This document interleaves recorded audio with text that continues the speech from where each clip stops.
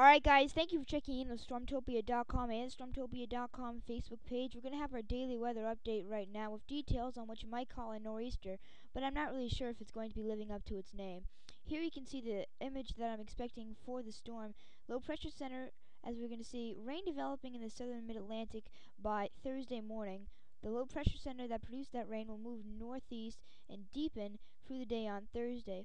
While I'm expecting a typical nor'easter with not windswept rain, with just stationary rain up and down the east coast and through a lot of the Appalachians as well. Yesterday I was expecting a mix in the Appalachians, but that actually seems less likely at this point. Further inland, where we've got this cooler air to deal with, that's where we have the chances for a mixed precipitation for eastern Ohio, western Pennsylvania, up into upstate New York, and far northern New England. Likely that it will be too warm and too dry for most of this to accumulate. The only chances for accumulation would be the areas in blue, where less than 1 to 3 inches is likely. The areas in darker blue could see 3 to 6 inches behind the storm due to influence off Lake Ontario and northwest winds. Now, I'm going to jump right into the NAM model right now, and you can see by the time we make our way out to Thursday morning, low pressure center is off the Delmarva. We're starting to see heavy rain spreading from the southern Appalachians back into the southern mid-Atlantic, and as we go through the day on Thursday, again a typical nor'easter for these areas. Really not a huge deal, not a long windswept rain, and there really won't be big marine ramifications. Further inland, we do have possibly a mixed precipitation going on through the areas that I talked about, but here's the interesting thing.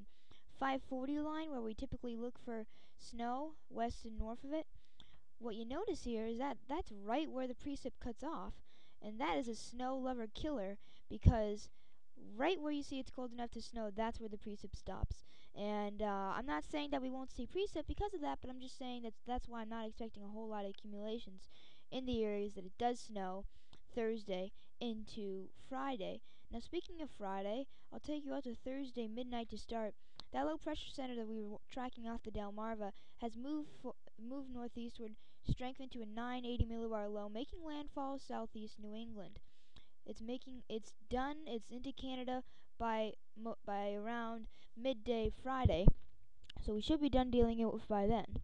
Behind the storm through the day on Friday, still going to be rainy, nasty, crappy day for New England. However, westward, big push of cold air coming down. I mean, this is easily going to be the coldest outbreak of this season. We're talking about the possibility for first frosts as far south as Savannah, Georgia, when we see this kind of a trough come on through here. I mean, this is Trophosaurus rex, okay, to be clear. And then also we're going to be seeing some lake effect snow on the south and east shores of the Great Lakes through later on the day on Friday evening.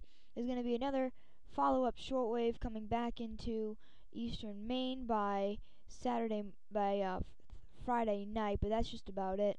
What do you notice behind the storm? Yeah, pretty warm. We just set a high pressure record right in through the west. That's because we have a massive ridge underway. You can see by the time we make our way out to next week, or at least next weekend, that ridge is going to be spreading east, eventually carrying warmer air further east as this trough that we're watching through these areas begins to let way. So, going to be a really insane trough here behind the storm, but it might not last into the weekend.